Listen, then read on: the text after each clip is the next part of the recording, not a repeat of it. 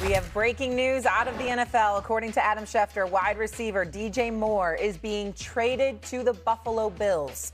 From Chicago to Buffalo, compensation still being discussed. The trade cannot be processed until the new league year begins. Josh Allen will get a new weapon. Stephen A., you have been calling for this. I'll discuss my Bears side of this in a minute. Go ahead, your reaction. I wasn't calling for DJ Moore to be the receiver, but I will say this. He should be very, very fortunate because Caleb Williams is a rising star in this league as far as I'm concerned. And to depart from him to go to Josh Allen is a beautiful thing. That's not a bad thing at all. That's not a drop-off. That's number one. Number two, last year, DJ was targeted 140 times. This year, he was only targeted 85 times. Had 50 receptions, 682 yards, career lows. So going to Buffalo, where they clearly needed another receiver, he should be able to benefit from this move. I'm happy for him. I'm happy for Buffalo. Now let's see what the Chicago Bears do in return for losing his services. What I like about the trade and where DJ Moore fits in is he's a guy that can, yes, get down the field and make plays, but he's also a guy that has catch and run ability. So when you look at Josh Allen and Joe Brady in this offense and what they like to do, DJ Moore gives them another weapon on the outside that, yes, you can line up and send him deep on a post or whatever type of route that is. But there's also the screen game that Buffalo loves to run. Get the ball in his hands early and now let him do the damage. I think what that also does is it takes more pressure off of Josh Allen, where I felt like later on in the season, we saw that version of him feeling like he had to do so much. Getting a guy like DJ Moore with Shakir, he's another guy that does that well. That allows that part of it. We knew Brandon Beane was going to have to do something this offseason at the wide receiver position.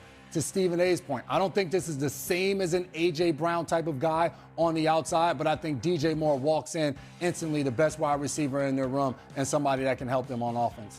I like it, and I'm not surprised that this is where they landed. I actually felt like Mike Evans was the better choice for Buffalo. But being in Indy at the Combine, the conversations I was having was the Bills are don't feel any pressure to pull off that A.J. Brown trade, give up a lot of draft capital and picks and all that, which is what Howie Roseman wants for A.J. Brown, right? Yeah. They're looking at it like not just adding a weapon, but really how do you help Josh Allen fix the defense too? Look for the Bills to address their defense because they feel like their head coach, Joe Brady, told me another way of helping a quarterback is to get the opposing offense off the field, get the ball back to their quarterback, Josh Allen, so he has more bites at the apple in terms of scoring late in games. I want to see what they gave up for DJ. One of the things that I want to mention about DJ Moore as a very big positive, do you know that he has started all 17 games for the last 5 years?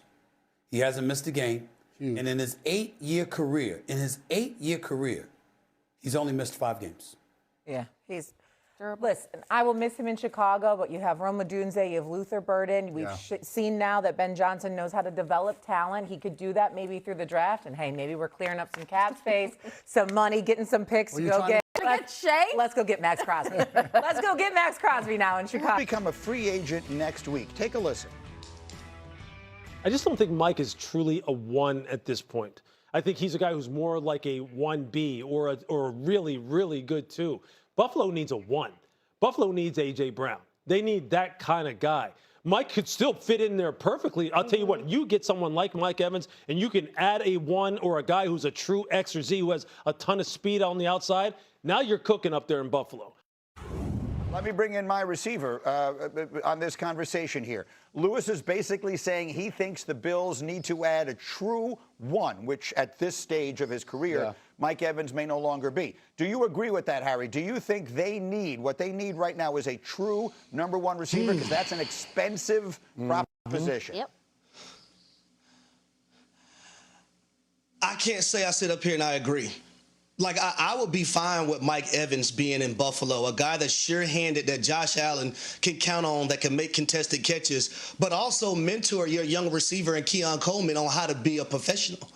So I'm fine with Mike Evans. What the Buffalo Bills need, Greeny, is a damn defense. I know we've seen how atrocious that defense was a season ago, but I would be fine with Mike Evans being in Buffalo, helping this football team and being a sure-handed guy that Josh Allen can actually count on. And Kmart, I'll remind everyone you were a columnist for the Buffalo News at one point, so you sort of... Same year as Brandon Beane and Sean McDermott arriving in Buffalo. So I know this team pretty well, and even at the Combine, having a ton of conversations with people. I even interviewed Joe Brady, their new head coach, about what the plan is, and he said, you know, helping Josh Allen doesn't necessarily mean getting more offensive weapons. One way to help him is, to Harry's point, the defense. Improving the defense so that we get the opposing offense off the field, get the ball back to Josh Allen, and that type of closer having more opportunities to score points. But let me throw another name into this mix, because as of yesterday, we now can throw the name Stefon Diggs into the mix because we get the news that he's going to be released from New England. And obviously there's history there of all sorts, certainly of the exceptional variety. Right? Stefon Diggs was there with Josh Allen, and there's no question he was played a significant role in helping develop what has become one of the best quarterbacks in the NFL. We feel like there's some not so good water under the bridge there too. I don't know all the details, but whatever it is, it is. Could you see a situation where Diggs goes back there? No, I don't. No. Some things are, I feel like, meant to be left as the history, and you talk about what Diggs did to help Josh Allen, what Josh Allen did to help Stefon Diggs at that point in their careers. But right now, I don't see Stefon Diggs being back in Buffalo with how everything ended and what's going on. We just mentioned Mike Evans. To me, that is the perfect fit for Buffalo. It is. Yes, getting a guy like Mike Evans. They don't need an absolute number one like A.J. Brown. You get a guy like, think about last year where they struggled, and they almost got to where they wanted to get, and that was with them trying to force Keon Coleman out there with the mistakes that he was making off the field. You get a guy like Mike Evans, that doesn't stop you from going out and getting another wide receiver in free agency, like a Romeo Doubs, like a Jawan Jennings, another sure-handed player that can make plays for you on the outside. It doesn't have to be a huge money number one wide receiver. So again, coming back from the Combine, a lot of the conversations I had about Buffalo was about their GM, Brandon Beane. Everybody's thinking, oh, no GM has more pressure on him than Brandon Beane. But in that organization, Terry Pegula is going to give Joe Brady patience and time, understanding he's a first-year head coach.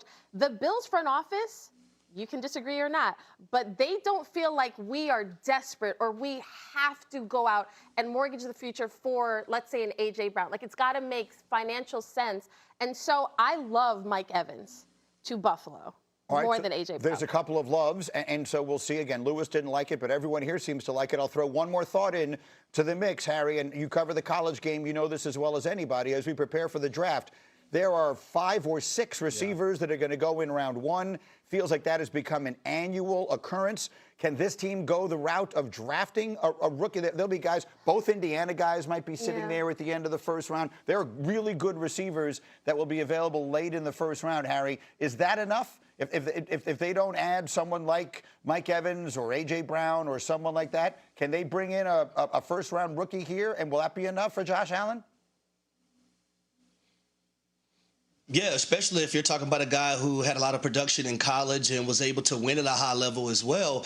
I think the most important piece to it is, can that young rookie help Keon Coleman get together? And sometimes when you bring in competition, it forces that guy that you probably drafted a few years ago to get his act together, because the luxury of him being there long term might not be there.